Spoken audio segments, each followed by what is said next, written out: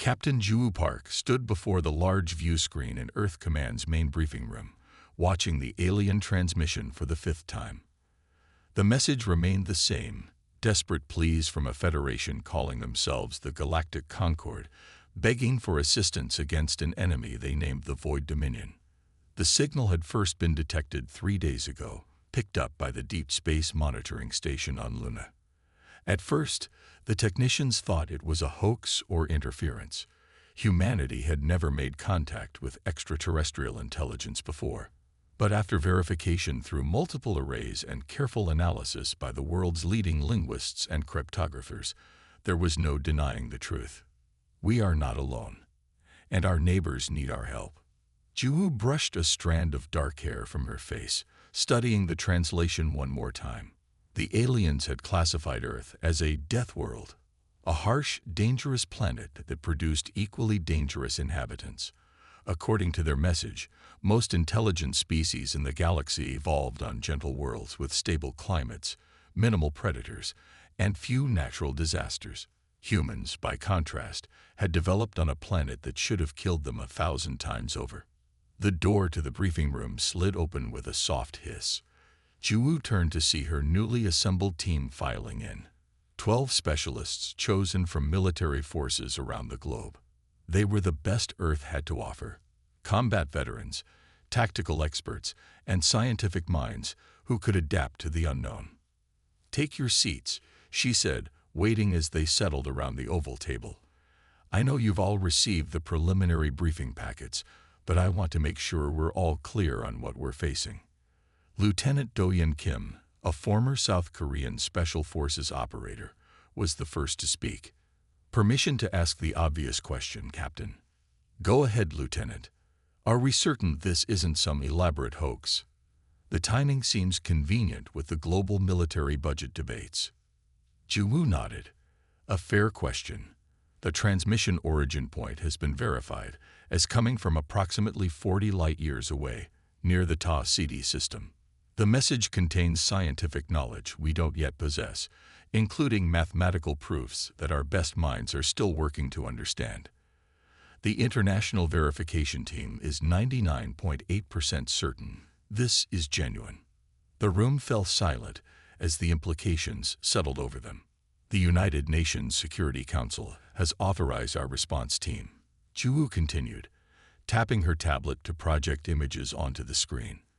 "We'll be traveling aboard the CSS Horizon, a vessel retrofitted with experimental propulsion technology based on principles contained in the Concorde's transmission."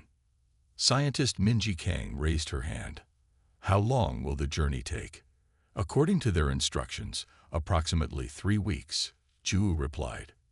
"Their technology makes use of space-folding principles that our physicists are still struggling to comprehend. And we're simply trusting them?" asked Security Chief Junho Lee, his expression skeptical. "For all we know, we could be walking into a trap." Juwu faced the team squarely. The decision wasn't made lightly. "But consider this. If the Concorde wanted to harm us, why announce themselves? According to their message, they've been observing Earth for centuries. They've kept their distance specifically because they fear us." She pulled up images from the transmission, delicate, almost translucent beings with 4 limbs and large, sensitive eyes. Their physical structure suggested evolution on a low-gravity world with minimal environmental stressors. These species evolved without the constant threat of predators, without severe weather, without the need to fight for survival at every turn. Their bodies are adapted for efficiency, not combat. Their societies develop through cooperation rather than competition. "So they're soft," muttered weapons specialist Hana Choi. "Different," Juwu corrected. "They developed advanced technology while we were still figuring out agriculture. But now they face an enemy they can't comprehend, one that uses violence and conquest as tools." She brought up the limited data they had on the Void Dominion. Dark, armored figures with technology that seemed designed for war rather than exploration. The Dominion appears to be the galaxy's other Deathworlders, evolved on a harsh planet similar to Earth, but with a society built entirely around conquest. They're systematically taking over resource-rich worlds throughout Concord space. Lieutenant Doyen Kim leaned forward. Why us specifically, Captain? Why not contact some other aggressive species? Juwu looked across the faces of her team, human faces that had evolved to express complex emotions, to show determination, fear, and courage in equal measure. Because we're the monsters they need right now. She paused, letting the words sink in. But we're monsters with a conscience. The Concord believes we might be uniquely suited to help them, because, unlike the Dominion, we balance our capacity for violence with compassion and creativity. The mission parameters appeared on screen. Humanity's first diplomatic military mission beyond the solar system. They would make contact, assess the situation, and determine if Earth should commit its resources to this interstellar conflict. We leave in 48 hours, Juwu said. Each of you was chosen not just for your skills, but for your adaptability. Where we're going, the rules of physics might be different. The biology will certainly be alien. We need to be ready for anything. As the briefing continued, the team examined the limited information they had about Concord biology, technology, and social structures. The aliens communicated primarily through color changes in their skin and subtle movements rather than spoken language. Their technology utilized principles that seemed almost magical, manipulating gravity and light in ways human science had only theorized. Later that evening, as the team prepared their equipment for the journey, Do-hyun approached Juwu in the ship's loading bay. I've been thinking about what you said, Captain, he said quietly, about us being monsters. Juwu looked up from her checklist. Having second thoughts, Lieutenant. No, Do-hyun's expression was thoughtful, just realizing that throughout our history, humans have always been most dangerous when protecting others. Maybe that's what they're counting on. Juwu nodded slowly. The Concord fears us, but they need what we represent, the ability to stand against impossible odds and refuse to back down. As the Earth faded to a small blue dot in the viewports of the CSS horizon, Juwu looked at her team, humanity's first ambassadors to the stars. They were heading into the unknown, carrying with them the full weight of human history, its violence and its mercy, its destruction and its creation. The mission ahead would test not just their courage but their humanity. The galaxy was about to learn what happened when Deathworlders answered the call. The human delegation stepped onto the surface of Harmony, the central world of the Galactic Concord. After 3 weeks of space travel, their ship landed in a wide field of blue-green grass that swayed gently in the breeze. The air smelled sweet, like flowers and clean water. Ambassador Sun-hee Lee was the first to remove her breathing mask after the atmospheric tests came back safe. She took a deep breath and smiled. The gravity was lighter than Earth's, making each step feel bouncy and effortless. It's perfect, she whispered, looking at the rolling hills that stretched to the horizon. The sky above was a pale lavender color, with 2 small moons visible even in daylight. Captain Juwu Park was more cautious, her eyes scanning their surroundings for threats out of habit. Too perfect, she muttered. No wonder they can't handle the Dominion. A delegation of Concord representatives waited at the bottom of the ship's ramp. They were exactly as the transmissions had shown. Tall beings with willowy limbs and skin so thin it was nearly see-through. Their large, dark eyes blinked slowly as they observed the humans. Beneath their translucent skin, colors shifted in patterns that seemed to communicate emotion. The lead alien stepped forward, its skin pulsing with blue and green light. A translation device at its throat converted the color patterns into spoken words. "We welcome Earth's children to Harmony," it said in a melodic voice. "I am first speaker, Lumina. We are grateful for your response to our call." Sun-hee bowed slightly. "We are honored to meet you. I am Ambassador Lee, and this is Captain Park, leader of our response team." Juwu nodded, still surveying the landscape with a soldier's eyes. The entire place seemed designed for comfort rather than defense. Open spaces, delicate structures made of materials that looked like glass and light metal, no walls or barriers of any kind. The human team followed the Concord representatives to a large open building with a crystalline dome. Inside, dozens of different alien species mingled in what appeared to be a central meeting chamber. Some floated on cushions of air, others moved on multiple legs, and a few seemed to glide across the floor without visible means of locomotion. "How many species are in the Concord?" asked Tayo, the team's xenobiologist, his eyes wide with excitement. "We represent 47 worlds across 22 star systems," Lumina replied. "All evolved on what you would call garden worlds, places of balance and harmony." Tahoe pulled out a small device and began taking atmospheric readings. "Fascinating. The air here contains nitrogen compounds that would be toxic on Earth, but your species has evolved to use them. As yours has evolved to survive in what we would consider a poisonous environment," Lumina said, colors shifting to purple tones that the translator didn't convert. Jiwoo noticed the shift. "What does that color mean?" Lumina hesitated. "It is concern. Fear, perhaps. Your world is known to us as a place of extreme danger. Your gravity is crushing, your atmosphere corrosive, your weather systems violent, and your planetary history marked by extinction events that would destroy most intelligent life. And yet here we are," Jiwoo said with a slight smile. "Yes," Lumina replied, the purple in its skin deepening. "Here you are, survivors of a world that should have killed you many times over." The Concord representatives led them to a large chamber where holographic displays showed star maps. Red areas marked territories lost to the Void Dominion. "They arrived 5 cycles ago," explained another alien named Seraph, who seemed to be their military coordinator, though Jiwoo quickly realized the Concord had no true military. "They take worlds rich in resources, enslave the populations, and strip the planets bare before moving to the next target. Have you attempted to negotiate?" Sun, he asked. "Many times," Lumina said. "They see it as weakness.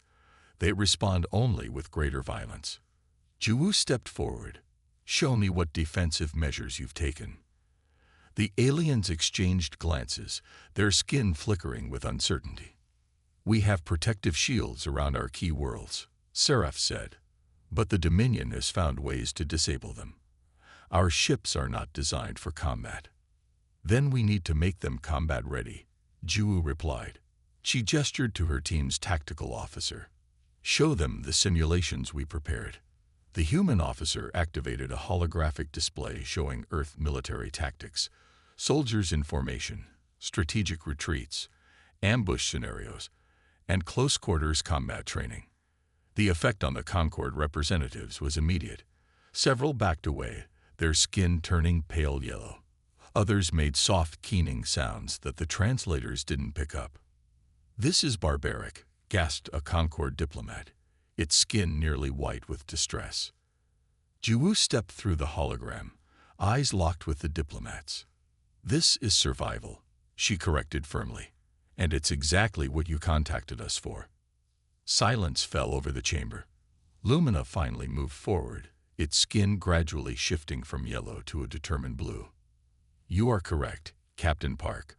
We must learn what we have spent millennia avoiding." Over the next several days, the humans were given quarters in a beautiful crystal spire overlooking a vast lake. Tahoe spent his time studying Concord biology, fascinated by how their evolution had taken such a different path from Earth's. "They don't have a fight-or-flight response," he explained to Jiwoo one evening. "Their worlds never required it. When faced with danger, their instinct is to seek consensus and solve problems communally." "That doesn't work when the problem is trying to kill you," Jiwoo observed. "No," Tahoe agreed. "They live 3 times longer than humans, reproduce slowly, and invest tremendous resources in each offspring. They literally cannot afford to think like we do. Sacrificing some for the greater good is biologically abhorrent to them." The cultural differences became more apparent during the tactical planning sessions, when Jiwoo suggested creating defensive perimeters that might leave some settlements outside protection. The Concord representatives were horrified. "We cannot abandon any of our people," Lumina insisted. "Then you'll lose all of them." Ju replied bluntly. Sometimes victory requires sacrifice. That evening, Sunhee found Ju standing on a balcony overlooking the alien city, its buildings glowing softly in the twilight. "You're being too harsh with them," the ambassador said. "They've never had to think in terms of warfare." "That's the problem," Ju replied. "The Dominion has, and they're winning. The Concord needs to understand what they're up against, and what we are." "What we are?" Ju turned to face her. "Predators, Ambassador. Earth shaped us into killers. We hunted before we farmed. We fought before we built. Every human civilization was forged through conflict. The Concord needs to accept that, or we can't help them." The next morning, Ju arranged a demonstration. She and her team set up a combat simulation in an open field, showing Concord observers how humans fought, not just with weapons, but with strategy, deception, and the willingness to endure pain to achieve victory. As the simulation ended, Lumina approached her, its skin a thoughtful blend of blue and green. "I believe I understand now," it said quietly. "Your species survived because you learned to fight when necessary. And to stop fighting when possible," Ju added. "That's the part the Dominion missed. We're dangerous when threatened, but we build when we're safe. The Dominion only knows how to destroy." Lumina's skin briefly flashed a deep gold. "Then perhaps you are exactly what the galaxy needs. Deathworlders who remember mercy." That night, as the human team gathered to discuss their progress, an alarm sounded throughout the city. Ju rushed to the command center to find the Concord representatives, huddled around a holographic display, showing a fleet of dark ships entering the system. "The Dominion has found harmony," Lumina said, its voice trembling. "We have never been directly attacked before." Ju looked at the tactical display, then at the frightened faces of the Concord leadership. The harsh truth was now impossible to ignore. These peaceful beings were facing extinction at the hands of predators not unlike humans themselves. "Get me access to your defense systems," she said, her voice calm but commanding. "It's time to show the Dominion what happens when they threaten someone under human protection." The battle for harmony was about to begin, and with it, the galaxy would learn what Earth's children were truly capable of, both the darkness and the light. The morning sky of harmony glowed with soft purple light as Hyunjin counted cadence for the 50 Concord volunteers attempting to move in formation. Their tall, willowy bodies struggled with the simple marching pattern he had taught them. When one stumbled, several others reached out instinctively to help, breaking the entire formation. "Stop, stop," Hyunjin called, trying to keep frustration from his voice. "You must maintain your position. If you break formation to help one person, the entire unit becomes vulnerable." The Concord beings looked at him with their large, expressive eyes. Their skin rippled with colors expressing confusion and distress. "But we cannot leave one behind," said Neri, the volunteer who seemed to understand human military concepts best. "It goes against our deepest instincts." Hyunjin wiped sweat from his brow. The lighter gravity of harmony made physical movement easier, but the psychological barriers were proving much more difficult to overcome.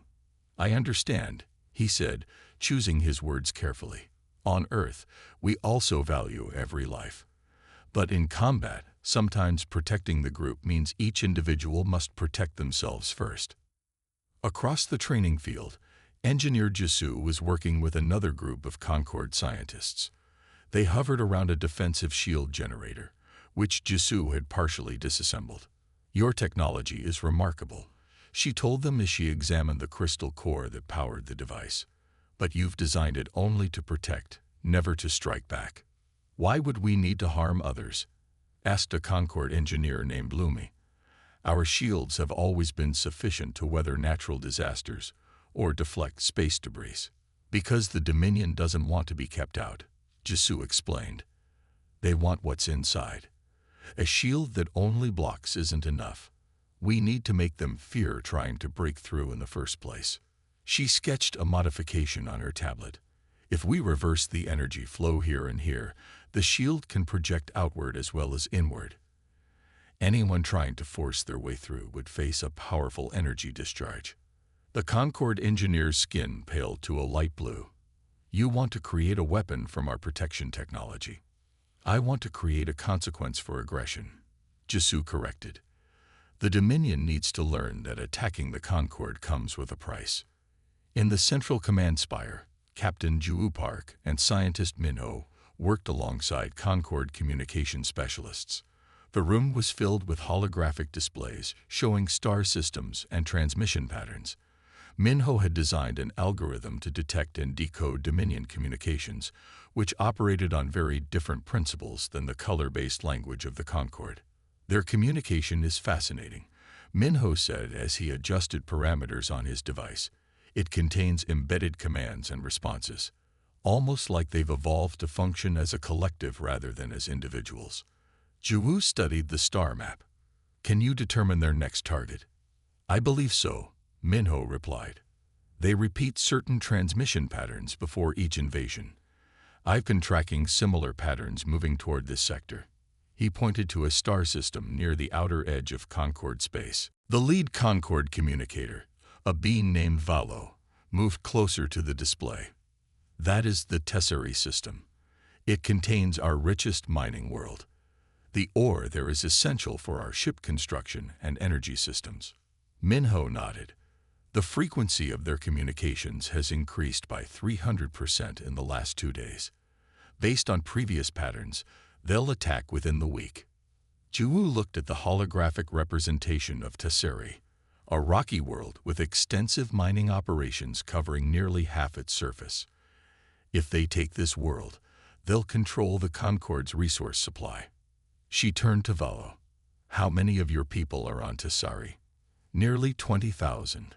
Valo replied, skin pulsing with anxiety. Mostly engineers and technicians. They have minimal security forces. Juwoo's expression hardened. Then that's where we make our stand. That evening, Juwoo called a meeting with her team and the Concord leadership. The crystal conference room was filled to capacity as she outlined her plan. The Dominion expects to find Tesserae lightly defended. With passive shields they can easily breach, she explained. We're going to use that expectation against them. She activated a holographic display showing the mining world and its orbital facilities. Minho and Jisoo have been working with your engineers to modify the shield technology. Instead of a single shield around the planet, we'll create multiple layered barriers that can be selectively activated and deactivated. Jisoo stepped forward. The modified shields won't just block entry, they'll act as a trap.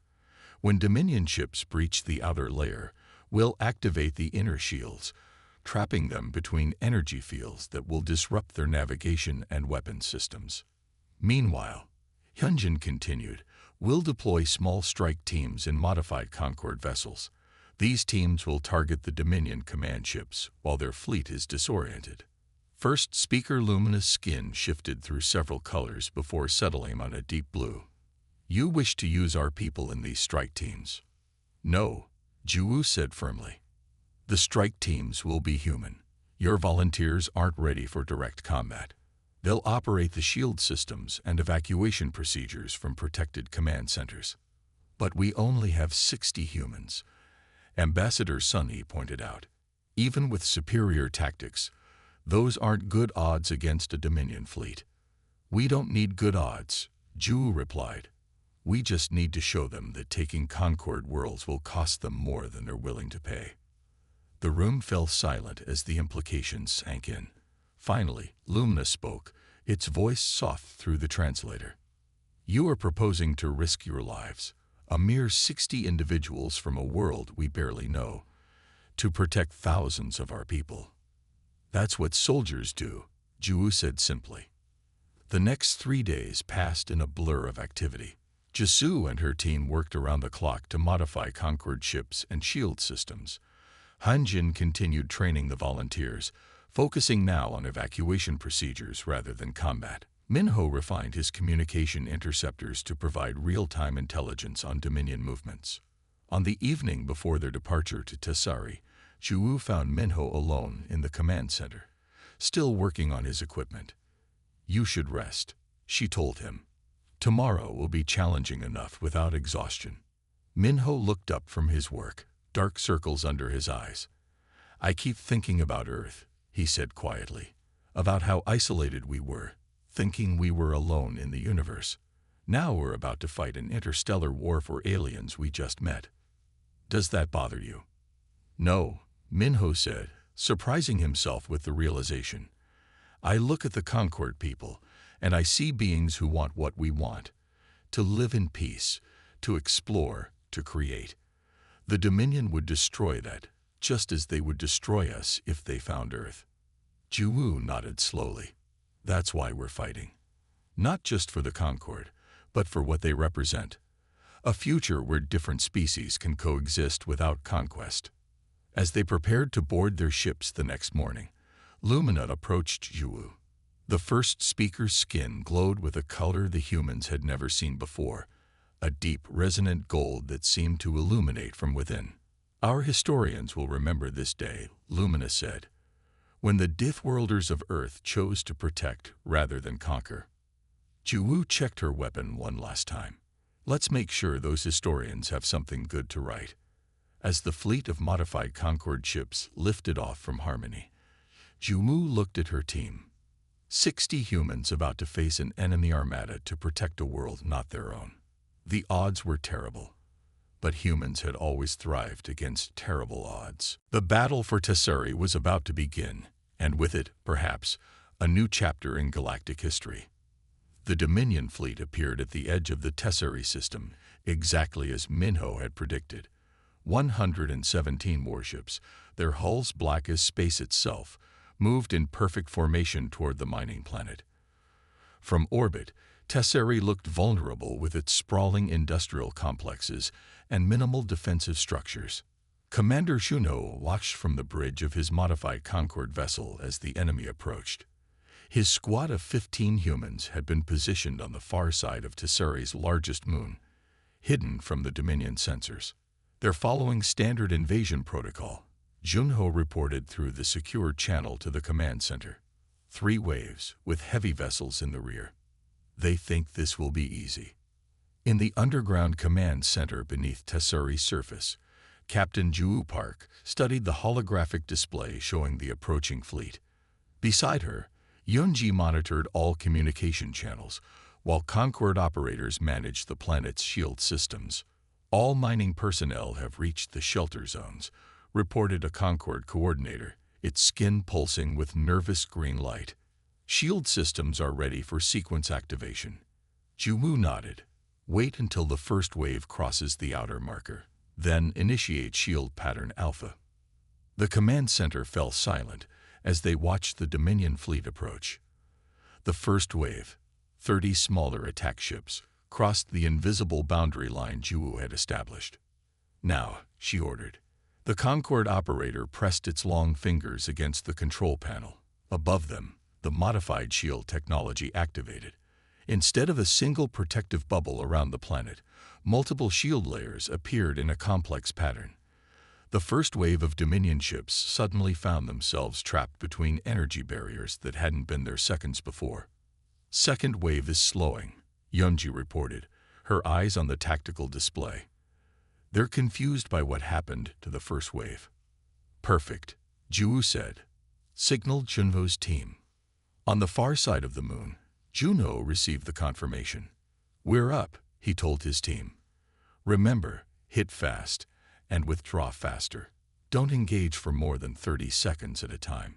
The modified Concord vessels, now equipped with energy weapons adapted from shield technology, shy out from their hiding place. Instead of attacking in formation as the Dominion would expect, each human-piloted ship chose a different vector, approaching the confused enemy fleet from multiple directions simultaneously. Break formation, Junho shouted as they closed in on the disoriented first wave. Randomize attack patterns. The human pilots did exactly what would have been unthinkable to both Concord and Dominion forces. They abandoned formation entirely, each ship moving according to its pilot's instincts rather than a coordinated plan. The result was chaos for the Dominion, whose rigid battle protocols had no contingency for such unpredictable movements.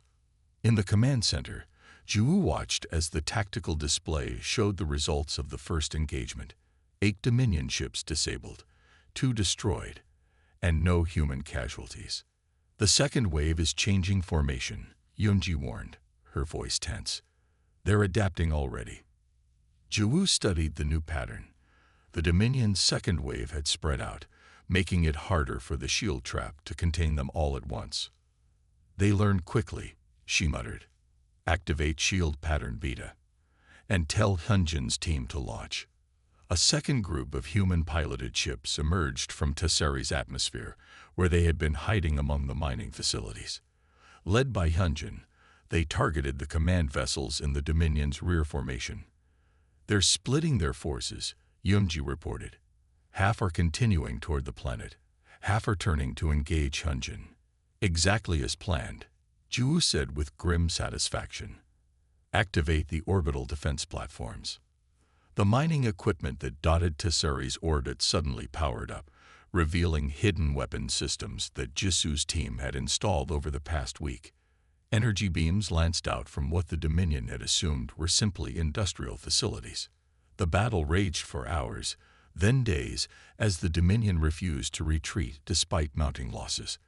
They had never failed to take a planet they targeted, and their rigid hierarchy didn't allow for withdrawal. By the third day, both sides had suffered. 5 human pilots had been lost, and nearly half the modified ships had sustained damage. But the Dominion had lost over 40 vessels, with more disabled or trapped in the shield network. Ju hadn't slept in over 72 hours when Yunji's voice cut through her concentration. Captain, we've lost contact with the sensor station in the northern mining complex. Ju looked up sharply. Show me. The display shifted to show a section of Tessari's surface where a critical sensor array had been monitoring Dominion movements. Without it, a significant portion of their defense network would be blind. Minho is at that station, Ju realized, remembering the assignment roster. The scientist had volunteered to maintain the communication intercept equipment that was giving them advance warning of Dominion orders. Last transmission indicated a direct hit on the facility, Yunji said quietly. Structural collapse is likely. Ju stared at the display for one long moment, calculating options and risks. I need a ship. Captain, Yunji protested, you can't leave the command center during. The system will hold for an hour without me. Ju cut her off. You know the protocols. I'm kidding our people out. 20 minutes later, Ju piloted a small transport vessel toward the damaged facility. The northern mining complex was partially exposed to Tessari's thin atmosphere, with debris floating in the low gravity around what remained of the sensor station. Dominion forces had moved on, confident they had destroyed the installation. They hadn't stayed to confirm kills. Another mistake born of their rigid thinking. Ju landed among the wreckage and sealed her combat suit before stepping out into the dusty, thin air. The facility had collapsed inward, with only a portion of the central structure still intact. Minho. She called through the emergency channel. Minho, do you copy? Static answered her, but then a weak signal broke through. Captain, I'm trapped. Lower level. Can't move. Ju moved quickly through the ruins, using her suit's enhanced strength to shift debris. Dominion weapons had cut through the station's outer layers, causing multiple structural failures. She found the access shaft to the lower level blocked by a collapsed support beam. Hold on, she told Minho through the comm. I'm coming to you. Using her suit's cutting tool, she began to slice through the debris. As she worked, her tactical display warned of movement nearby. A Dominion scout ship was circling back, likely to verify the destruction of the facility. Ju worked faster, finally creating an opening large enough to squeeze through. She found Minho pinned beneath a fallen section of ceiling, his environment suit intact, but his leg clearly broken. His face was pale with pain, but his eyes widened when he saw her. What are you doing here? He gasped as she began to lift the debris off him. Getting you out, she replied simply, straining against the weight. But the command center. We'll manage without me for a few minutes. As she freed him, the building shook. Her tactical display showed the Dominion scout ship firing on the ruins, determined to finish the job. A plasma burst cut through what remained of the ceiling, striking Juwoo's shoulder as she shielded Minho with her body. Pain flared through her arm, but she gritted her teeth and pulled Minho to his feet. "Can you move?" "With help," he said, looking worriedly at her injured shoulder where the plasma had melted through her suit. Together, they made their way through the collapsing facility as the Dominion ship continued its bombardment.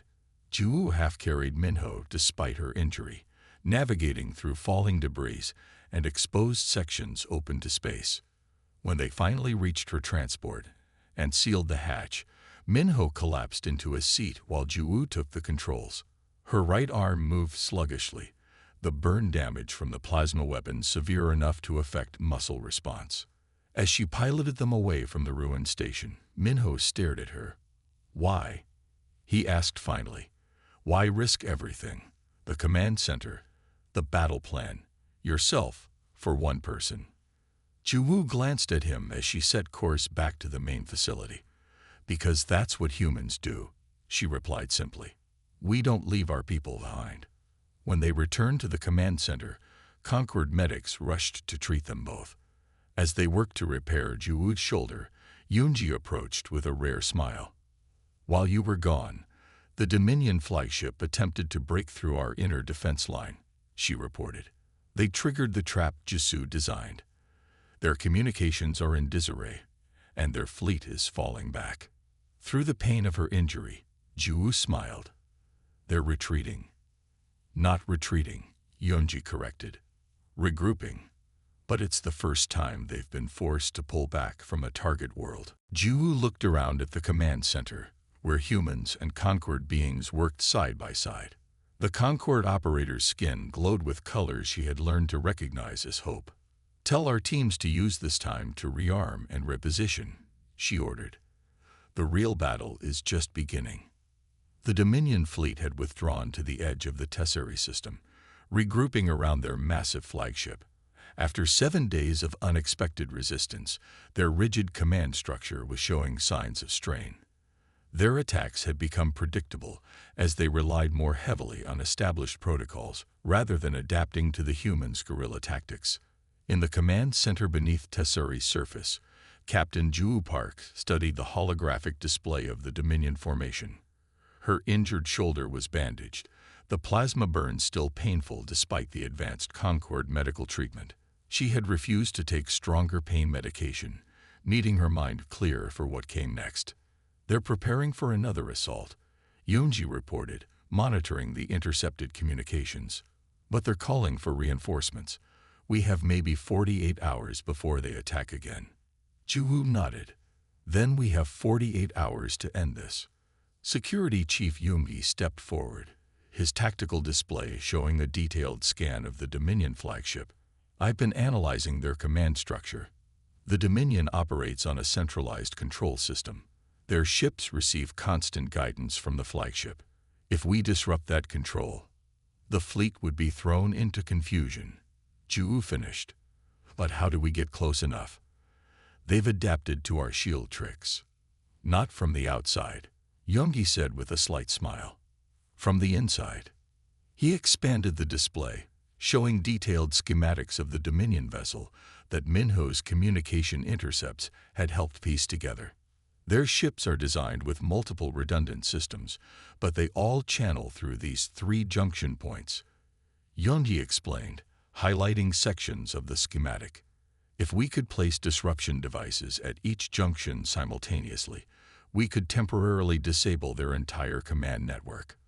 "You're proposing we board their flagship?" Yoongi asked incredulously. "How would we even get close?" "With this," said Jisoo, entering the command center with a Concord engineer. They carried what looked like a small, sleek shuttle craft no larger than a ground transport vehicle. The Concord's stealth technology, modified for offensive use. The Concord engineer's skin flickered with nervous colors. "We designed our ships to observe without being detected. We never considered using the technology to infiltrate." "It's perfect," Yoongi said, examining the small craft. The Dominion will be looking for our attack ships and shield technology. They won't expect a direct infiltration. Ju studied the plan, calculating risks and probabilities. We'll need a small team. 3 people maximum. The craft won't hold more. 1 to pilot, 2 to place the devices. I'll lead the team. Yonggi volunteered immediately. No, Ju countered. I need you coordinating our defense if this fails. I'll go. Before anyone could protest, she continued, Shunho will pilot. He's the best we have. And she looked around the room. Minho will be our third. His knowledge of their communication systems will be crucial. Minho looked up in surprise, his legs still in a supportive brace from his recent injury. Captain, I'm not combat trained. This isn't a combat mission, Ju said firmly. It's infiltration and sabotage. Your expertise is more valuable than combat skills. The next 12 hours were spent in intensive preparation. Jisoo modified the disruption devices, making them compatible with Dominion systems. Yoongi trained Ju and Minho on the flagship's layout, identifying the fastest routes between junction points. Shunho practiced piloting the stealth craft in Tesseri's upper atmosphere, learning its unique handling characteristics. As the final hour approached, the team gathered in the launch bay. Ju checked her equipment one last time. A minimal combat suit designed for stealth rather than protection, the 3 disruption devices secured in specialized pouches, and a small energy weapon that Jisoo had adapted from Concord technology.